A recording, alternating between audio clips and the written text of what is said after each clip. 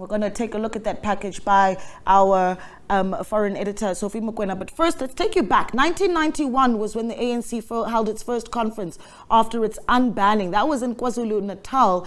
And it was at this point that we saw Nelson Mandela then take the baton and become the leader of the African National Congress after the long-serving ANC President O.R. Tambo. He was, in fact, the longest-serving president of the African National Congress. That's O.R. Tambo. The Durban Conference was then followed by Bloemfontein in 1994. That's when we saw another generation brought into the leadership of the mother body that is the African National Congress.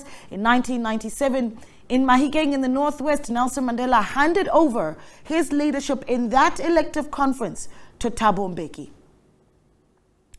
Then in 2002, that was the next conference there, and there was a continuity there. And at that elective conference in Stellenbosch in the Western Cape, former President Thabo Mbeki was re-elected as president of the African National Congress. But this was certainly one of the most talked about elective conferences of the African National Congress. This in 2007, that's where we started to see ANC divisions really start to show themselves. We saw Jacob Zuma take over leadership during a tense conference that saw the end of the Mbeki era as leader of the African National Congress. And that was, of course, followed by the Mangaung Conference in 2012. That's where we saw Cyril Ramaphosa make a strong political call to come back after deputizing Jacob Zuma, who was re-elected as ANC president.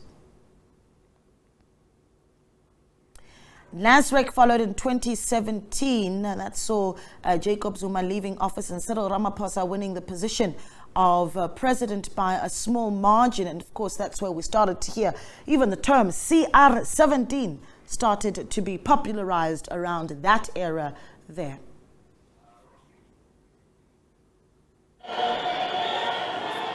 The country's governing party holds its elective conference from the 16th to the 20th December 2022. The conference will have to adopt wide-ranging policies which will inform future governance should it win elections in 2024. Furthermore, the ANC Conference comes at a time where its electoral fortunes are waning. The party had to deal with a damning report on the state capture. Senior members of the party have been implicated. Others have been criminally charged. The party has lost 3 metros in Gauteng, the economic hub of the country. The conference is therefore critical. The oldest liberation movement in the African continent held its conference on home soil in 1991. After years of banishment and its leaders in prisons, it chose Durban as the venue. ANC President in exile Oliver Tambo detailed the history of the party as it fought institutionalized apartheid from beyond its borders. This was the time to usher in sober leadership. The election of the new leadership at this conference indicated a new party direction. We believe our detractors should outgrow the pathological anti-communism of the period of the Cold War.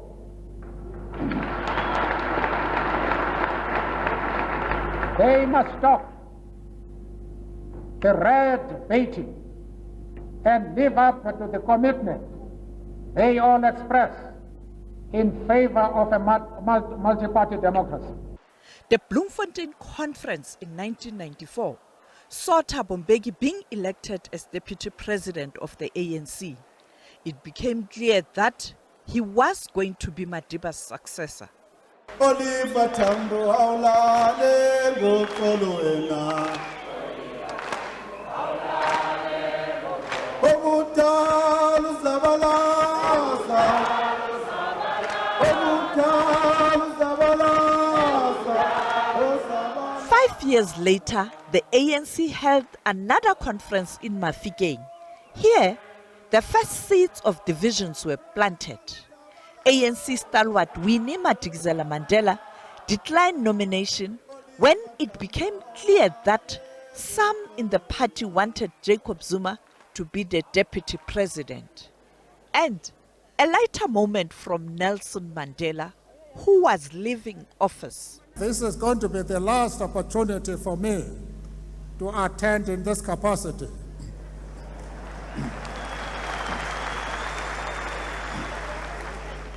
I will join my two colleagues there, Uncle Kovan Mbeki and the chopper, Walter Sisulu.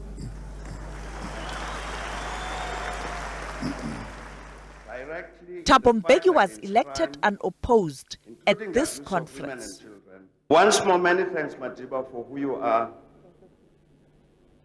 for what you are,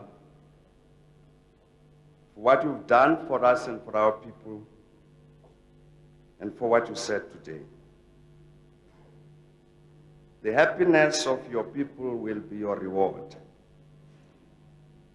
The loyalty of the members of the ANC to the traditions of your movement, your pride.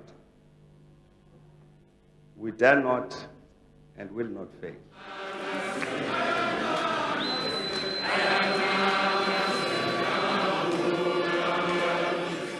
At the ANC conference in Stellenbosch, there were reports that Terralikota wanted to contest the position of the deputy president. Mandla! Jacob Zuma was able to retain this position. Thabo Mbeki was re-elected as the president of the ANC. We salute all our delegates who carried themselves as genuine cadres of the ANC should. As we leave Stellenbosch, we must carry the spirit of this conference with us, determined to ensure that we advance further forward the process of the birth of a new South Africa. The road to Polokwane Conference became a bumpy one. This was in the wake of Thabo Mbeki relieving Zuma of his position as the deputy president of the country. This after allegations of corruption were leveled against him and his questionable relationship with businessman Schabir Shaik exposed. We are confident that President Mbeki will, as always, lead with wisdom and compassion, guiding our nation through these testing times and holding our organization together. We join President Mbeki in paying tribute to Jacob Zuma for his contribution to our liberation and the building of our democracy. We wish him well as he considers his future and want to reassure him of our continued friendship. Jacob Zuma continued to campaign for a senior position. He strenuously mobilized support, moving from province to province, speaking to the grassroots. This would lead to him winning 5 provincial conference nominations. The writing was on the wall for Thabo Mbeki, who was nominated by 4 provinces. However, he resolutely soldiered on. This thing for me has got nothing to do with personal ambitions and so on. So if there are members of the ANC who nominate me for whatever position, president, I've got to respect that. So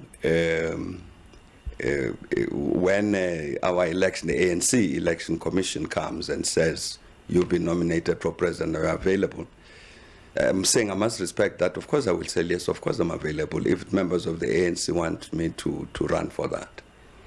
So I think that's all right. But looking at the margins, some are saying, or people are saying, this suggests that you've lost the endorsement from the ANC membership. No, this is a nomination process, and the election of the leadership of the ANC will take place at the National Conference in Limpopo in December. And I think that we should allow the membership of the ANC to choose. Jacob Zuma's supporters were hostile when Mbeki delivered his political report in Polokwane. Attempts to stop him from delivering the political report were unsuccessful. Thus, further, The divisions played itself out as efforts were made to ensure that the report was not debated and adopted. given the importance of this conference and the task ahead of us, and given that it is our highest decision-making body, it seems obvious to me that conference must take the necessary steps to establish what the truth is about the many matters that have suggested that our movement is divided, and that especially the national leadership elected in Stellenbosch in 2002, rather than implement the decisions we took then, has been involved in destructive struggles among themselves, which have threatened the very survival of our movement. If I may, I'd like to reiterate the suggestion I've made that the delegates, that this conference should give itself time to discuss these matters that are of central importance to the very nature and survival of our movement as truly a people's movement. Needless to say, some of the most difficult and painful challenges we have faced over the last 5 years have arisen around matters affecting our Deputy President. Part of the difficulty we faced in this regard, which has resulted in many of our members criticizing the NEC for failing to provide leadership, was that here we were dealing with an unprecedented situation, and therefore had no body of experience that would help our leadership and movement to deal with this situation adequately. All of us hope that we will and can put these matters behind us sooner rather than later. Jacob Zuma, who won the conference, recognized these divisions and made this statement. As the newly elected NEC, will endeavor to work with all the comrades who did not make it to this NEC to ensure that the unity of the ANC is strengthened.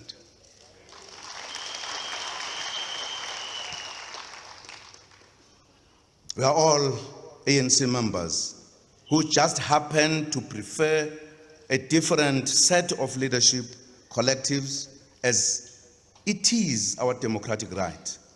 It is our collective task to repair whatever damage or harm may have been caused as we were building up towards this conference. Oliver Tambo haulale ngokolo wena.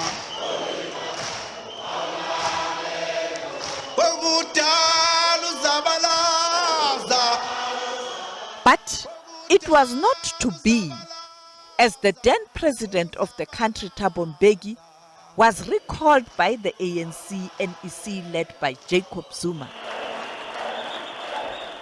Towards the Mangaung conference, it was clear that Kgalema Motlanthe was going to challenge Zuma.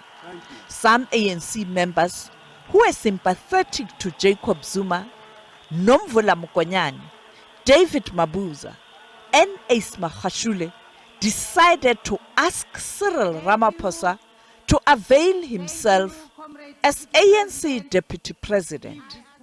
This was going to cause tension between the two former NUM leaders, Cyril Ramaphosa and Kgalema Motlanthe. The divisions continued, and Jacob Zuma could not ignore this. As we close, let me remind you of the wise words of President Nelson Mandela when he says, "There is no easy walk to freedom."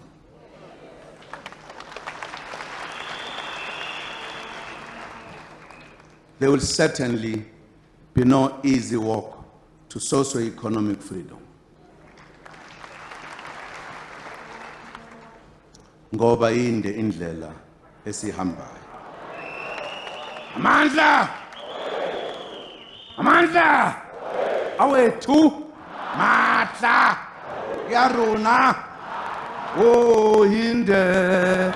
Lendlela The Nazareth conference that followed in 2017 was going to see Jacob Zuma leaving office, and jostling for the position of the ANC president started with former AU Commission chairperson Dr. Nkosazana Dlamini Zuma, Lindiwe Sisulu, Dr. Zweli Mkhize, and Cyril Ramaphosa throwing their hats into the ring.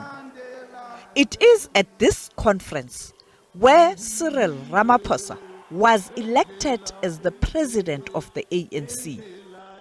You wanted a united leadership.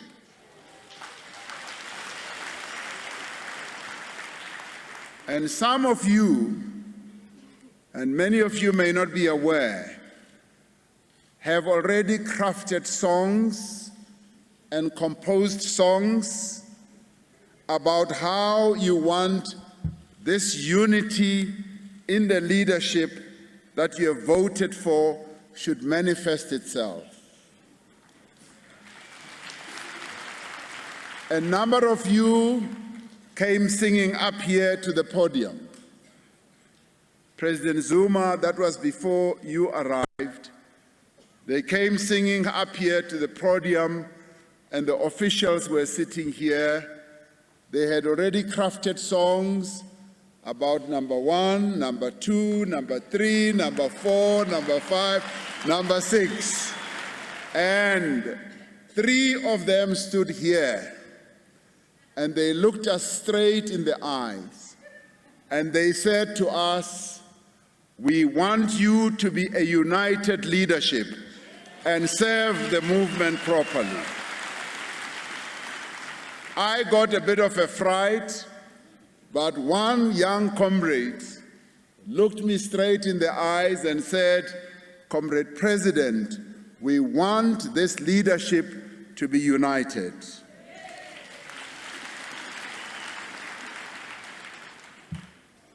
United leadership is what we will give you as the officials, and later when the NEC is announced, as the National Executive Committee.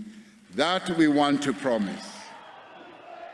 The conference adopted radical policies, and the ANC Secretary General was expected to push for the implementation of such policies by what later became known as the RET forces, who also supported Jacob Zuma. It was during Ramaphosa's tenure where the State Capture Commission laid bare the allegations of corruption against some senior ANC leaders and its former president, Jacob Zuma. The party was also starting to lose electoral support. Some in the party wanted Jacob Zuma recalled as the president of the republic, and he was. Cyril Ramaphosa took over as the president of the country and led the ANC to the 2019 elections. As the party is now about to hold its elective conference, the divisions are stuck. The coming conference will be crucial for the survival of the ANC in relation to the policies and the leadership that will be elected at the conference. The party will have to prepare for a national election in 2024 with little time to mend the conference fallout. A tall order for the new leadership that will be elected. Sophie Mokoena, SABC News, Johannesburg.